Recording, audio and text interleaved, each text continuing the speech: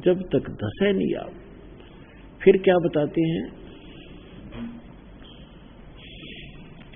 जो जन जाकी शरण बसे, ताको ताकी लाज, जल सू ही मछली चढ़ जा, ये बह जाते गजराज। अपने आत्माओं जैसे कई भक्त कहते हैं, मैं भी वहां भक्ति करता हूं, क्योंकि प्रारंभ में जब दास ये ज्ञान सुनाने लगा तो बहुत से भक्त भी कुछ अपना अनुभव बता देते थे, मुझे ऐसे लाभ हो गया, मुझे ऐसे लाभ हो गया, मैं ये माता की पूजा करता हूँ, हनुमान जी की पूजा करता हूँ, मैं गणेश जी की करता हूँ। तो यहाँ परमात्मा कहते हैं, जो जन जाकी शरण है, और ताको ताकी लाज, और जल सू ही मछली चढ़ जा, वहां बह जाते गजराज। जैसे ऊपर से कोई झरना बह रहा हो, कोई डाउनफॉल है, जल बह रहा दरिया का, तो वो इतना भयंकर फ्लो होता है जबरदस्त, उसके सामने बड़े बड़े हाथी, गजराज, हाथियों का भी राजा, यानी ताकतवर हाथी भी खड़ा हो, उसको बाहर ले जाता है वो। और मछली एक छोटी सी होती है, और वो उसके अपसटरी में चढ़ जाती है, उसको ऊपरले हिस्से में पहुंच जाती है नीचे से, और कितना जबरदस्त फ्लो होता है। वो उसको बहाता नहीं, क्यों? क्योंकि मछली उसके अनुकूल है, मछली का जल से विशेष प्रेम है, विशेष लगाव है, वो उसके बिना रह नहीं सकती। तो जल ने उसको इतनी सुविधा दे दी कि तू कितने घूम फिर। तो यहां उदाहरण दे रहे हैं परमात्मा, जो जन जाकी शरण बसे, ताको ताकी लाज, और जल सू ही मछली चढ़ जा, और वह जाते गजराज। अब जैसे किसी की मित्रता एक SHO से है, दरोगा जी से, अब वो मित्र जब जाएगा तो SHO के उस थाने के अंदर, आम व्यक्ति तो थाने में प्रवेश भी नहीं कर सकता, उसकी हिम्मत नहीं, और वो सीधा जाता है और मित्र के पास बैठता है, उसको चाय पिलाता है, और कोई जैसे उस दरोगा के सतर का कोई कार्य है उसका, वो तुरंत कर देता है बैठे बैठे। लेकिन वो दरोगा वाला ही काम कर सकता है, प्रधानमंत्री वाला नहीं कर सकता। इसी प्रकार किसी का SDM से मित्रता है तो SDM उसकी पूरी लाज रखेगा, तहसीलदार से किसी की मित्रता है तो तहसीलदार उसकी खूब लज्जा रखेगा, चाय पिलाएगा, वहां बैठे रजिस्ट्री कर देगा। जो जायज काम में भी टाइम बहुत लगता है, लेकिन उसका सबसे पहले तुरंत कर देगा। इसी प्रकार किसी की मंत्री से, DC से मेल है तो DC सत्र का काम तो वो कर देगा, आगे उसकी बस की बात नहीं। तो यहां परमात्मा कहते हैं, जो जन जाकी शरण बसे, जैसे कोई गणेश जी की पूजा करता है, गणेश जी अपने सत्र का कोई राहत दे सकता है, लेकिन ना मोक्ष गणेश जी का और ना ही साधक का। ऐसे विष्णु जी और ब्रह्मा जी, शंकर जी, इनकी जो पूजा करते हैं तो ये अपने सत्र का लाभ दे सकते, लेकिन मोक्ष किसी का नहीं। 84 लाख योनियां सबकी विद्यमान है। तो जो जाकी सरना बसे, ताको ताकी लाज, जल सोही मछली चढ़ जा, वह जाते गजराज। इसी प्रकार हम परम अक्षर ब्रह्म की भक्ति करेंगे तो उसमें सारी नीचे वाली तो सारे सुख मिलेंगे। प्रधानमंत्री का जो साथी है, मित्र है, उसको मुख्यमंत्री सत्र का भी लाभ मिलेगा। उसको पता लग गया कि ये प्रधानमंत्री का मित्र है तो फटाफट सारे काम करेगा, और नीचे से लेकर वो सारा ही लाभ मिलेगा। एक साधे सब सधे, सब साधे सब जावे, माली सींच मूल को फले फले गए। तो हमने मूल की पूजा करनी है। आज के सारे सत्संग का निष्कर्ष यही है कि परमात्मा कहते हैं, मूल लहे ना मूर्खा, और गिनते हैं क्यों डार। डालों की पूजा कर रहे हो, मूल लहे नी मूर्खा। ये भोली आत्मा मूल की पूजा ना करके आन उपासना में लगे हुए हैं। तो यहां बताते हैं कि यो सौदा फिर ना ही संतो, यो सौदा फिर ना ही। लोहे जैसा ताव जात है काया देश राही। तीन लोक और भवन चतुर्दश सब जग सौदे आही, और दुगने तिगने किए चौगने किन्हों मूल गवाई। तो पुण्यात्मा सौभाग्य आपका, इस बात को कहते ना पल्ला गांठ लगा लो, दृढ़ निश्चय कर लो। ये समय बार बार नहीं मिलेगा, इस समय करो, दिन रात कुछ करके दिखाओ। संसार को भूल जाओ, संसार आपका नहीं है। परंपराएं जो हमने बढ़ा रखी इनको कम कर लो। ब्याह शादी के अंदर बकवाद नहीं चलेगी। आगे फिर ये देना है वो लेना है और पता नहीं कितने जुगाड़ हमने अड़ा रखे, ये नहीं चलेगी, क्योंकि हम भक्त हैं। विद्यार्थी वाले काम करेगा, पाली वाले करेगा तो विद्यार्थी नहीं रहेगा। तो आप विद्यार्थी हो, आप यात्री हो, परमात्मा के सफर में चल रहे हो। और यात्री यदि मूर्ख होगा जो 5-6 झोले थैले सिर पर रखकर चलने की कोशिश करेगा, वो महामूर्ख होगा, वो यात्रा नहीं करना चाहता, उन्हीं में दब के मरा रहेगा।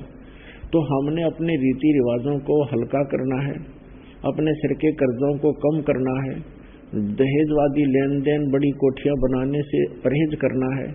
तब हम इस सफर में हल्का वजन लेकर चल सकेंगे और मोक्ष करा लेंगे। इसके लिए बहुत सी मर्यादा जो बनाई हैं उनका पालन करो, ये आपके हित के लिए है। समाज की तरफ नहीं देखना हमने, समाज की तरफ अगर देखेंगे तो हम भक्ति पर नहीं चल पाएंगे। लोक लाज ना कीजिए निर्भय हो रही है, ये मनसा दो दीजिए तो गोविंद पाइए। लोक लाज मर्याद जगत की तरण जो तोड़ बगावे, जब कोई राम भगत गत पावे। तो लोक लाज हमारे साथ नहीं आए, काम नहीं आएगी। कहते हैं कुल करनी के कारण, कुल की लोक लाज के कारण यो हंसा गया बिगो। और तब यू कुल के कर लेगा जब तू 4 पाया का हो, गधा बन के खड़ा हो जाएगा, तब ये कुल की लाज के काम आई तेरा। इस लाज ने बतोड़ ले, भगवान से डर के चल, और समाज भी आपके साथ होगा, क्योंकि हमारी मर्यादा बहुत अच्छी है। शराब हम पीवा नहीं, बीड़ी हमने पीनी नहीं, पिलानी नहीं, शराब पिलानी नहीं, मांस खाना नहीं, हम किसी की बुराई नहीं कर सकते थे, भूखे रह जाएंगे। तो समाज में हम इम्प्रेशन बनेगा, आपका एक छाप छूटेगी कि कितने अच्छे लोग हैं। सारा दिन मालिक से के अतिरिक्त कोई चर्चा करते नहीं, और भगवान आपके साथ होगा, आपके नए नए काम ठीक होंगे, देखते रह जाएगी जनता, फिर आपको देख देख कर यहाँ आएगी, तो उनका उद्धार हो जाएगा। आप एक उदाहरण बनो उनके लिए। ब्याह शादी में खर्चा नहीं करना है, कर अपनी बेटी को भगवान पर आश्रित कर दे कि बेटी जिनके माँ बाप नहीं है वो भी जीवित रहती हैं, और उनको भी भगवान खूब साथ देता जो उनके संस्कार में है। और एक तो भगवान मिल गया, आपको सदा साथ रहेगा। ये परंपरा हमने केवल अपना सारा दिन उस परंपरा को पूरा निर्वाह करने के लिए ही सारा जीवन नष्ट कर जाते हैं, और वो अधूरी ही रह जाती, हम चले जाते हैं। तो ये सबसे पहले हमने अपनी इन मर्यादाओं को, परंपराओं को कम करना है, ताकि हम मोक्ष प्राप्त कर सकें। फिर क्या बताते हैं कि दुगने तिगने किए चौगने। अब दगने दुगने तिगने चौगने करने का टाइम है। दान करे, जोत चढ़ावे, धर्म तो दसके नहीं दसके तीनों लोग, और खैरायत में खैर है कीजिए आत्मभोग। द्रौपदी को दिन ने लीर जाके अंत बुढ़ाए चीर। अब जैसे द्रौपदी राजा की लड़की थी, आस्था भगवान में होती है, पुण्यात्मा से कहीं जन्म हो, गरीब को हो चाहे अमीर को के जन्म ले, उसकी आस्था भगवान से टूटती नहीं। उसके पिता ने गंगा दरिया के किनारे एक घाट बना रखा था, लेडीज घाट। वहां पर राजा के ही परिवार और उसकी सहेलियां ही जाया करती थी। उसके आसपास कोई नर का जाना अलाउड नहीं था 1-2 किलोमीटर तक, ऐसा प्रोहिबिटेड क्षेत्र था। परमात्मा की दया हुई, एक अंधा महात्मा गलती से उस सुबह सुबह उस घाट से 50-100 फुट की दूरी पर, और जिधर से पानी बह रहा था डाउन स्ट्रीम में, घाट से पानी जिधर बह के जा रहा था उसके नीचे की तरफ स्नान करने के लिए दरिया में प्रवेश हो गया। तो उसने क्या देखा, अब वो स्नान करने लग गया, उसके पास कोई और कपड़ा नहीं था, एक ही लंगोट बांध रखा था उसने पर्दे पे, कोपीन।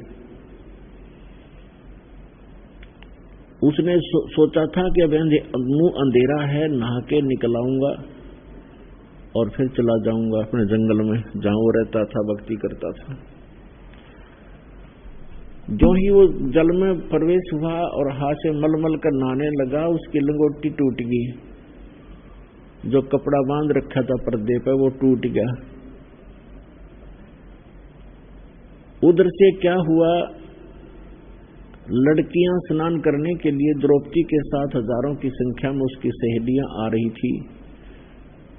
दूर से आवाज आने लगी, लेडीज की आपस में बोलती हुई आ रही थी बहने। तो संत ने सोचा गलत आ गया, तू यहाँ तो कोई लेडीज घाट है और यहाँ ताना भी अलाउड नहीं था भाई, आंखों की कमी, भगवान ने बचा होगा, गलती तो बन गई। और उधर से नंगा हो गया क्योंकि कोपिन टूट गई, लंगोट रहा नहीं चल पे, और गहरा चला गया, इतने पानी में चला गया और ऐसे ऐसे हाथ मारने लगा। सोचा कि कोई कपड़ा आ जाए फटा पुराना किसी का बहता हुआ, मैं उसको लपेटूं और यहां से निकल जाऊं। अब वो लेडीज लड़कियां आई, घाट के पास आकर के नहाने के लिए तैयार हुई। द्रौपदी ने देखा कि एक साधु भक्त गंगा में स्नान कर रहा है। कहते हैं भक्त जो होते हैं, साधु संत का दर्शन, भगत का दर्शन करते ही गदगद हो जाते हैं। साधु दर्शन राम का मुख पर बसे सुहाग, और दर्श उन्हीं को होत हैं जिनके पूर्ण भाग।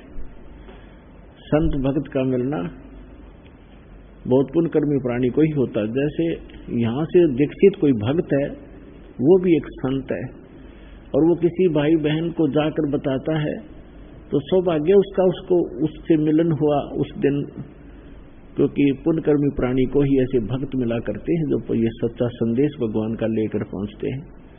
तो ऐसे सौभाग्य होते उस प्राणियों के जिनको ऐसे संत भक्त मिलते हैं।